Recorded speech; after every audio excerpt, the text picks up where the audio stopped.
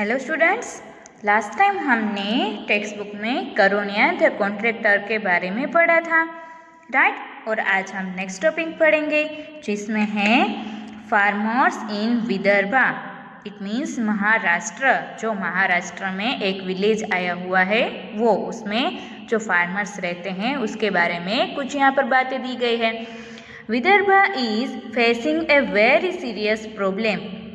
विदर्भा में बहुत ही सीरियस प्रॉब्लम चल रही थी। There was no rain and crops failed. वहाँ पर रेन नहीं था एंड जो उस लोगों ने क्रॉप्स उगाए थे वो भी फेल हो गए थे। At this time villagers and cooperative organisations have helped the farmers.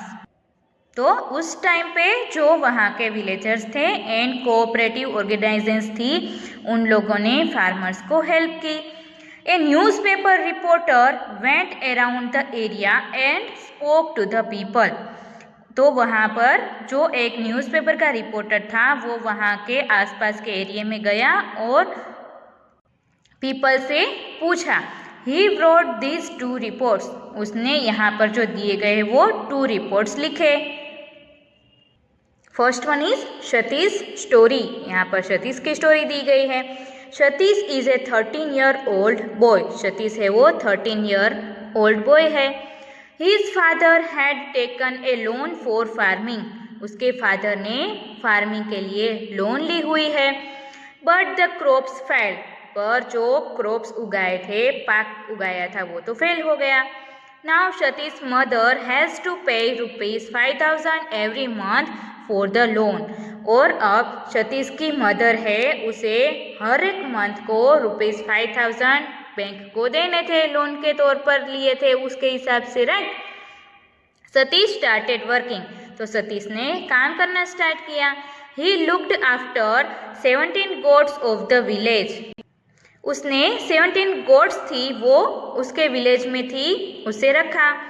He earns ₹10 every day for 1 गोट। वो हर एक गोट के ऊपर से 10 रुपीज कमाता था। How much will he earn in 1 month. तो उसे 1 मंथ में कितने रुपीस मिलते होंगे।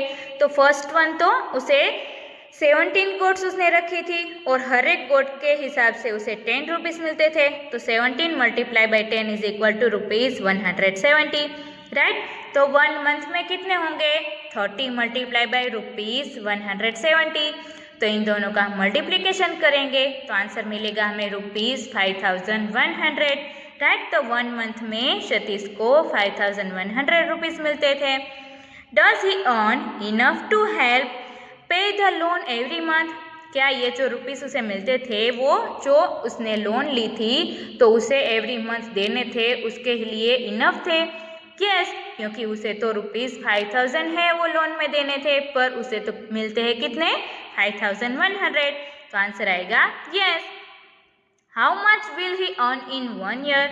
तो वो 1 ईयर में कितना कमाएगा। तो यहाँ पर हम क्या करेंगे, 12 मल्टीप्लाई बाय ₹5,100। इन दोनों का मल्टीप्लिकेशन करेंगे तो हमें आंसर मिलेगा ₹61,200। तो उसे 1 ईयर में कितने रुपीस मिलते होंगे, ₹61,200। Next is Kamlabai story. अब कमलाबाई की स्टोरी है। To help farmers the cooperative organisations gave cows.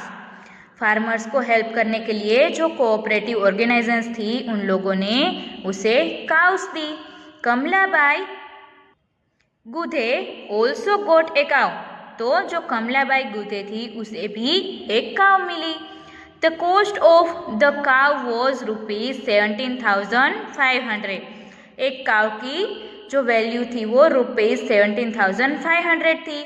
She had to pay ₹5,500 and the cooperative organisation spend the rest of the money. तो कमलाबाई को कितने रुपीस देने थे, 5,500, और जो बाकी बचे थे वो रुपीस थे वो कोऑपरेटिव ऑर्गेनाइजेशन थी वो देती थी, right. So how much did the cooperative organisation spend on the cow. तो जो कोऑपरेटिव ऑर्गेनाइजेशन थी वो काउ के ऊपर कितने रुपीस देती थी। तो हम कैसे फाइंड करेंगे, टोटल उसकी प्राइस थी ₹17,500, राइट। और कमलाबाई ने कितने दिए, ₹5500। तो इन दोनों का सब्ट्रैक्शन करेंगे तो हमें आंसर मिल जाएगा, राइट। आंसर आएगा ₹12,000। तो जो कोऑपरेटिव ऑर्गेनाइजेशंस थी वो लोग ₹12,000 थे वो देते थे। If 9 people from her village got cows, how much did the cooperative organization spend in all? और ऐसे उसके गांव के 9 लोग हैं वो काउस लेते हैं, तो जो कोऑपरेटिव ऑर्गेनाइजेशंस है वो कितने रुपीस देते होंगे। तो हम क्या करेंगे, 9 मल्टीप्लाई बाय ₹12,000, राइट। इन दोनों का मल्टीप्लिकेशन करेंगे तो हमें आंसर मिल जाएगा ₹1,08,000, राइट। तो ₹1,08,000 है वो कोऑपरेटिव ऑर्गेनाइजेशंस है वो काउस के लिए देती होगी। Kamlabai had to spend ₹185 every day on the cow. Kamlabai को एक काउ के ऊपर ₹185 है वो खर्च करने पड़ते हैं। She made some money by selling the milk. तो जो वो कमलाबाई थी वो मिल्क बेच के कुछ रुपीस है वो कमा लेती थी। If Kamalabai spends ₹185 a day, find out how much she will spend in 1 month. अगर कमलाबाई है वो 1 डे में ₹185 है वो काऊ के ऊपर स्पेंड करती है, तो 1 मंथ में वो काऊ के ऊपर कितना स्पेंड करती होगी।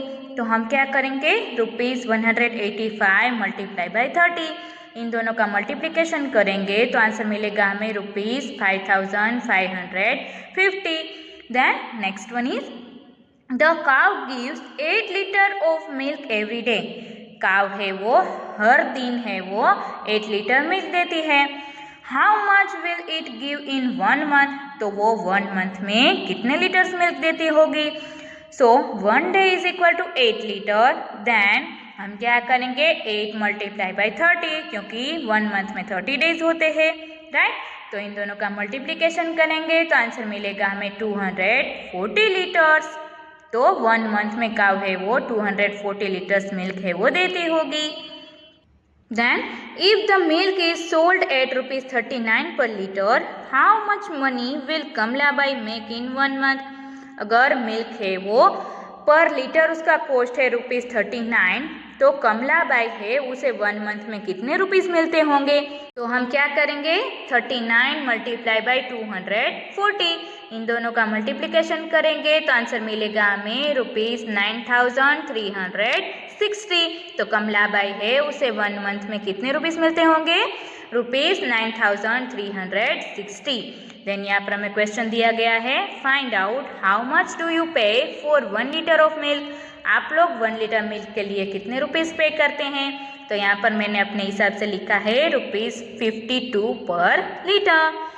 Next is so the money spent on keeping the cow was dash. तो हम अगर काव रखते हैं, यहाँ पर कमलाबाई ने काव रखी है तो उसका खर्चा कितना होता है, ₹5,550। And money earned bye selling the milk is ₹dash. और उसे पैसे कितने मिलते हैं मिल्क बेच के, ₹9,360। Which is more money spend on the cow और money earned from it, how much. तो कौन से पैसे ज्यादा है, जो हम काउ के ऊपर खर्च करते हैं या तो वो हम दूध बेच के पैसे मिलते हैं वो, और कितने। तो आंसर आएगा money earned bye selling the milk is more than money spend on keeping the cow. हम जो दूध बेचते हैं उससे ज़्यादा पैसे मिलते हैं कि हम जिससे कि उसके ऊपर खर्च करते हैं, कितने, ₹3,810। हमने कैसे फाइंड किया, ₹9,360 माइनस ₹5,550, इन दोनों का हम सब्ट्रैक्शन करेंगे तो आंसर मिलेगा हमें 3,810, राइट। तो यहाँ तक आप लोगों को टेक्स्ट बुक में कंप्लीट कर लेना है, एंड वर्कबुक के जो मैं फोटोज़ भेजूंगी उसमें से वर्कबुक भी कंप्लीट कर लेनी है।